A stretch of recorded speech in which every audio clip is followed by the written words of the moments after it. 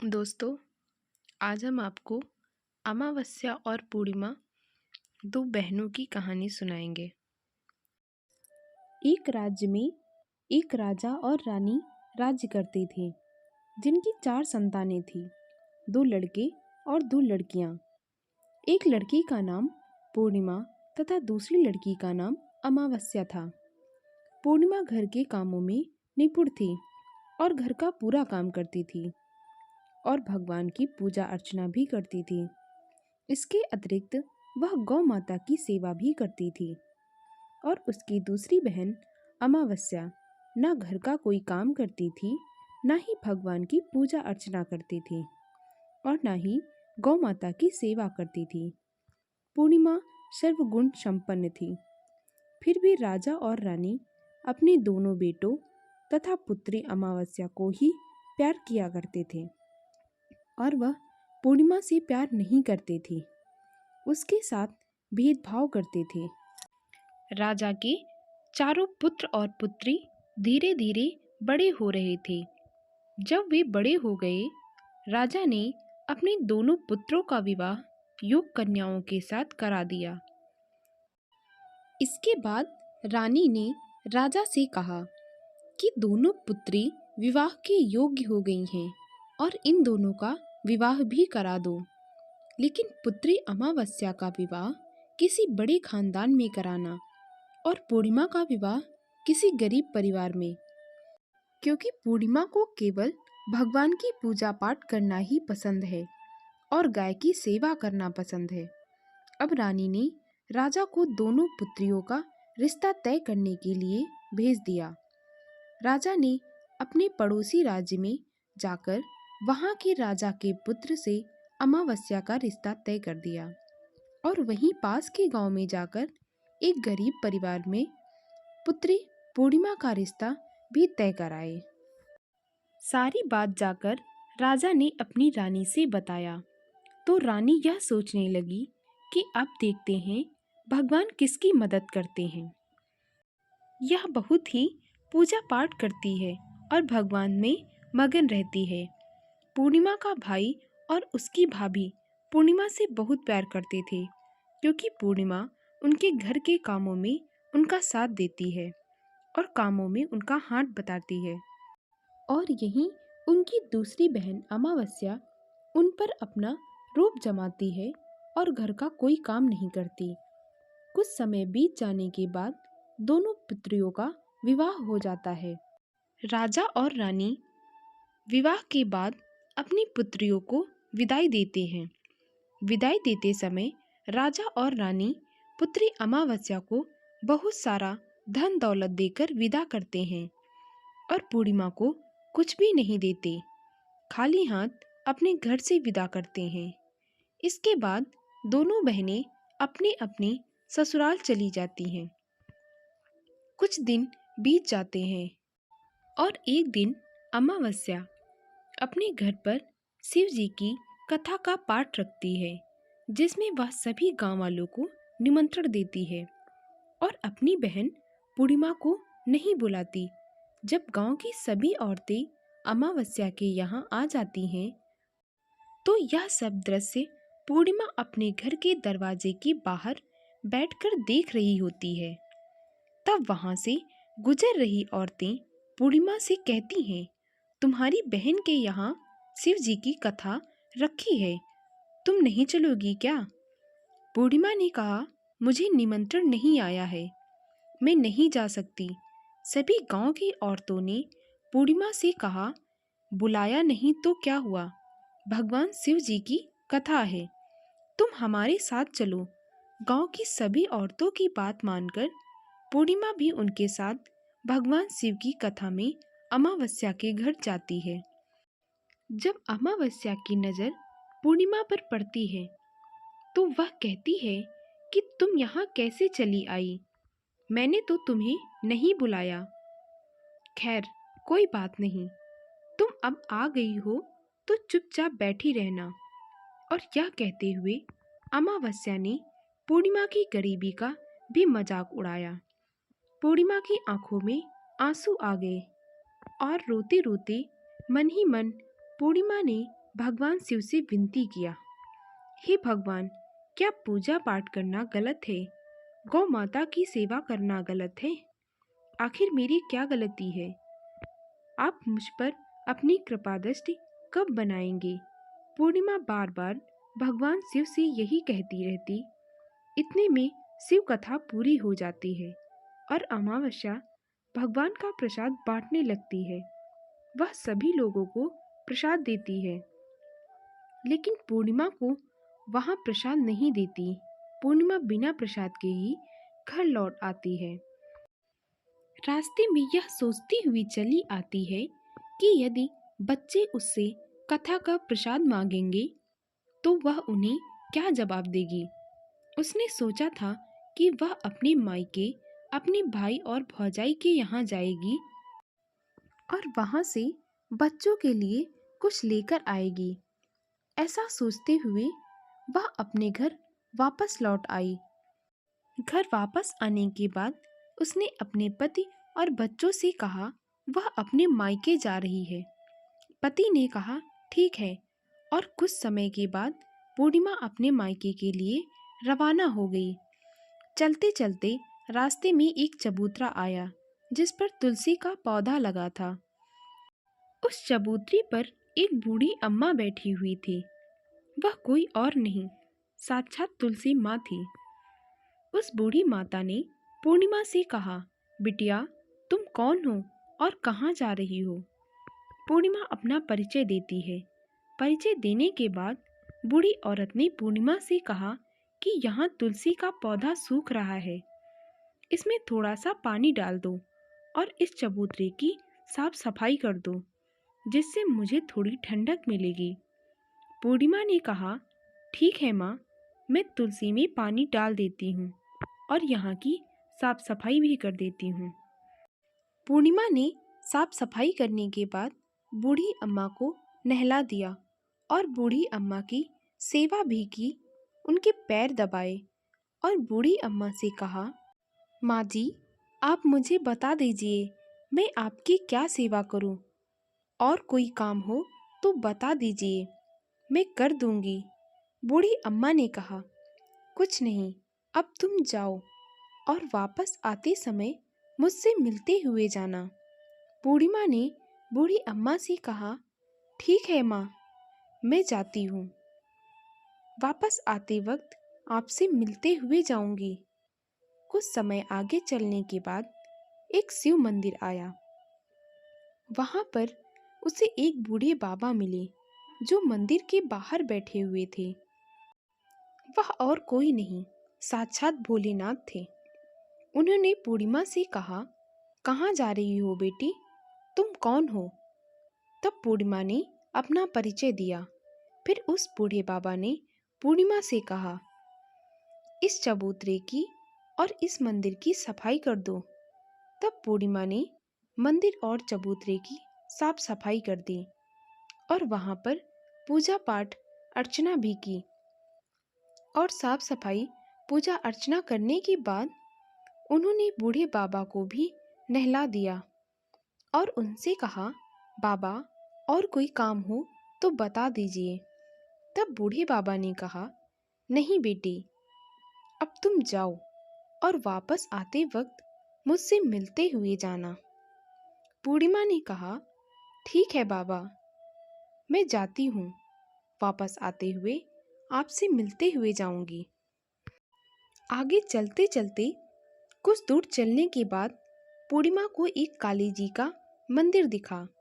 वहाँ भी एक बूढ़ी अम्मा चबूतरे पर बैठी हुई थी। उस बूढ़ी अम्मा ने पूर्णिमा से कहा, बेटी, तुम कौन हो, कहाँ जा रही हो? तब पूर्णिमा ने उस बूढ़ी औरत को भी अपना परिचय दिया और बूढ़ी औरत ने पूर्णिमा से कहा, यहाँ पर सभी पूजा पाठ करने के लिए आते हैं, लेकिन मंदिर की साफ सफाई के लिए कोई नहीं आता, इसीलिए तुम मंदिर और चबूतरे की साफ सफाई कर दो। पूर्णिमा ने कहा, ठीक है माता, और पूर्णिमा मंदिर और चबूतरे की साफ सफाई कर देती है और पूजा पाठ भी करती है। उसके बाद माता जी का श्रृंगार भी कर देती है और बूढ़ी अम्मा को नहला देती है। बूढ़ी अम्मा के पैर दबाती है और कहती है, अम्मा, सब काम हो गया है, और कोई काम हो तो बताइए। बूढ़ी अम्मा कहती है, नहीं बेटी, अब तुम जाओ, लेकिन वापस आते वक्त मुझसे मिलते हुए जाना। बूढ़ी माँ कहती है, ठीक है, और वह आगे चली जाती है। आगे चलते चलते एक नदी आती है। वहाँ पर भी एक बूढ़ी अम्मा बैठी रहती है और वह कहती हैं, बेटी, तुम कौन हो और कहाँ से आई हो?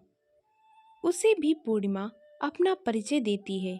बूढ़ी औरत बूढ़ी माँ से कहती है, नदी में स्नान करने तो सब आते हैं, लेकिन यहाँ की साफ सफाई कोई नहीं करता, इसीलिए तुम इस किनारे पर साफ सफाई कर दो। बूढ़ी माँ कहती है, ठीक है माँ जी, और वहाँ साफ सफाई कर देती है। बूढ़ी अम्मा के पैर भी दबा देती है और कहती है, माँ जी, और कोई काम हो तो बताइए। बूढ़ी औरत कहती है, नहीं, कुछ काम नहीं है बेटी, तुम जाओ, पर वापस आते वक्त मुझसे मिलते हुए जाना। और वहाँ नाव में बैठकर नदी के दूसरे किनारे पहुँच जाती है। वह अपने मायके पहुँच जाती है। वहाँ पर पूर्णिमा के भाई और भाभी उसे देखकर बहुत खुश हो जाते हैं और वे पूर्णिमा की बहुत खातिरदारी करते हैं। उससे बहुत सारी बातें करते हैं और कहते हैं, बच्चों को भी साथ लेकर आती। अब कुछ समय के बाद पूर्णिमा ने वापस अपने ससुराल जाने को कहा, तो उसकी भाभी ने उसके लिए एक साड़ी दी और बच्चों के लिए खिलौने और कुछ खाने पीने की चीज़ें रख दी और कहा, तुम बहुत दिनों के बाद आती हो। पूर्णिमा की भाभी ने यह थैला पूर्णिमा के हाथ में दे दिया और कहा, जाओ और जल्दी वापस आना। इसके बाद पूर्णिमा वहाँ से अपने ससुराल के लिए रवाना हो गई और उसी नदी के किनारे पहुँची और नाव में बैठकर दूसरे किनारे पर उतर गई। वहाँ पर उतरने के बाद वहाँ उसे वही बूढ़ी अम्मा मिली जो साक्षात गंगा मैया थी। उस बूढ़ी अम्मा ने पूर्णिमा को एक थैला दिया और कहा कि इसे तुम अपने घर ही जाकर खोलना। वह थैला लेकर पूर्णिमा वहाँ से रवाना हुई। आगे कुछ दूर चलने पर काली माँ का मंदिर आया। वहाँ पर काली माँ बूढ़ी माँ के रूप में विराजमान थी। उन्होंने कहा, आ गई बेटी पूर्णिमा? पूर्णिमा ने कहा, हाँ माँ जी, मैं आ गई। तो काली माँ ने उसे एक थैला दिया और कहा, तुम यह थैला अपने घर जाकर खोलना। पूर्णिमा ने वह थैला ले लिया और आगे बढ़ गई। कुछ दूर चलने पर शिव जी का मंदिर आया। यहाँ वही बूढ़े बाबा बैठे हुए थे। बूढ़े बाबा ने पूर्णिमा से कहा, तुम वापस आ गई पूर्णिमा? पूर्णिमा ने कहा, हाँ बाबा, मैं वापस आ गई। बूढ़े बाबा ने भी पूर्णिमा को एक थैला दिया और कहा कि यह थैला तुम अपने घर जाकर खोलना। पूर्णिमा ने कहा, ठीक है बाबा। अब पूर्णिमा के पास 4 थैले हो गए। पूर्णिमा चारों थैलों को कैसे ले जाती? उसने अपनी एक पुरानी साड़ी निकाली और उसका एक गट्ठर बना लिया और उसे सर पर रखकर रवाना हुई। कुछ दूर जाने के बाद उसे तुलसी माँ बूढ़ी औरत के रूप में मिली और कहती हैं, पूर्णिमा तुम आ गई? पूर्णिमा कहती हैं, हाँ माँ जी, मैं आ गई। वह बूढ़ी औरत भी एक थैला देती है और कहती है, यह थैला तू अपने घर जाकर ही खोलना।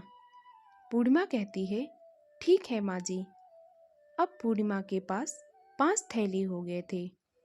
पूर्णिमा वहाँ से रवाना हुई तो वापस अपने घर पहुँची। सबसे पहले उसने अपने मायके के थैले को खोला और देखा उसमें बच्चों के लिए अच्छे अच्छे कपड़े और खाने पीने की चीजें थी और उसमें कुछ गहने भी थे। पूर्णिमा ने कपड़े अपने बच्चों को दे दिए और खाने पीने की चीजें भी। बच्चे यह सब पाकर बहुत खुश थे। अब पूर्णिमा ने दूसरा थैला खोला जो उसे गंगा मैया ने दिया था। उसमें ढेर सारे हीरे जवाहरात, सोना चांदी आदि था। इसके बाद अब पूर्णिमा ने तीसरा थैला खोला जो उसे काली माँ ने दिया था। उसमें बहुत सारा सोना, श्रृंगार का सामान भरा हुआ था।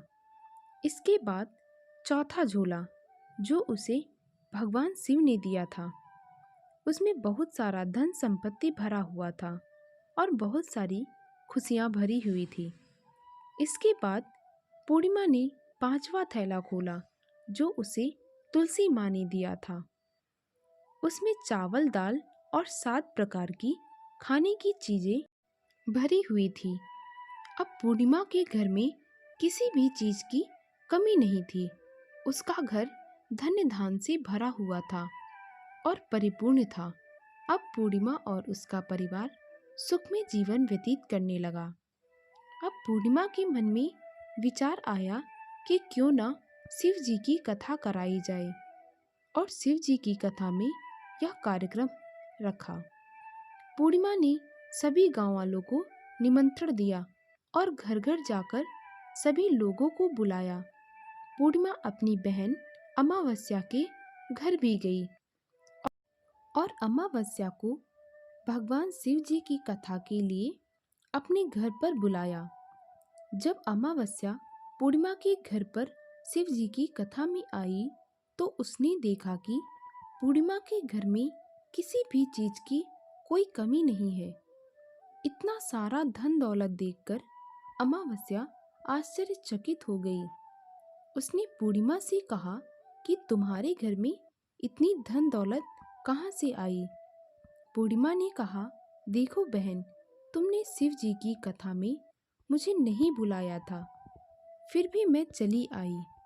तुमने मुझे प्रसाद तक नहीं दिया और मेरी गरीबी माफी का मजाक भी उड़ाया। उसके बाद मैं अपने घर आ गई और घर आते हुए मन ही मन में सोच रही थी कि अपने मायके जाऊंगी और मैं अपने मायके चली गई। जो कुछ घटना इस बीच हुई वह सभी घटना अपनी बहन अमावस्या को बताती है। तो अमावस्या कहती है, तुम भी मुझे प्रसाद मत दो और मुझे डांट लो। लेकिन पूर्णिमा ने कहा कि यह तो भगवान का प्रसाद है, मैं तो सबको दूंगी और तुम्हें भी। फिर भी अमावस्या ने प्रसाद नहीं लिया और वह सीधे अपने घर चली गई। घर जाकर उसने अपने बच्चों से कहा वह अपने मायके जाना चाहती है और मायके के लिए निकल पड़ी। उसे रास्ते में चलते चलते तुलसी माँ मिली जो चबूतरे पर बूढ़ी माँ के रूप में बैठी हुई थी।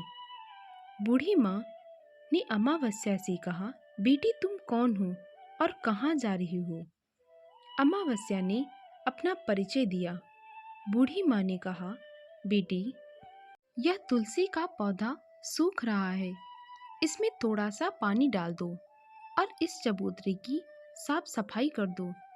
इस पर अमावस्या ने कहा, बुढ़िया तुझे दिखाई नहीं दे रहा कि मैंने इतनी महंगी साड़ी पहन रखी है, यह गंदी हो जाएगी। ऐसा कहकर वहां से आगे चली गई और आगे जाने के बाद उसे भगवान शिव जी मिले, जिसे भी उसने ऐसा कहा। उसके बाद आगे जाने लगी। उसे काली माँ मिली। उसने काली माँ को भी वही जवाब दिया और आगे चली गई। आगे जाने पर उसे गंगा माँ मिली। अमावस्या ने उन्हें भी वही जवाब दिया और वह नाव में बैठने लगी तो नाव में फूलों की जगह कांटे भरे थे जो उसके पाँव में चुभ रहे थे। किनारे पर उतरकर वहां अपने मायके गई। जब वहां उसे भाभियों ने तथा भाइयों ने देखा तो मन ही मन कहने लगी, काम ना काज की, 2.5 मन अनाज की। अब आ गई हो तो ठीक है, पूर्णिमा तो हमारे कामों में हाथ बटाती थी, यह कोई काम तो करेगी नहीं। उन्होंने खाना बनाया और खा पीकर सभी सो गए। अमावस्या जब सुबह उठी और अपनी भाभीियों से कहा कि मैं अपने ससुराल जा रही हूँ, उन्होंने कहा ठीक है जाओ। अमावस्या बोली, पूर्णिमा को तो तुमने एक थैला दिया था और मुझे कुछ नहीं दोगे क्या? भाई और भाभी ने कहा कि तुम घर जाओ, थैले तुम्हारे घर पहुंच जाएंगे।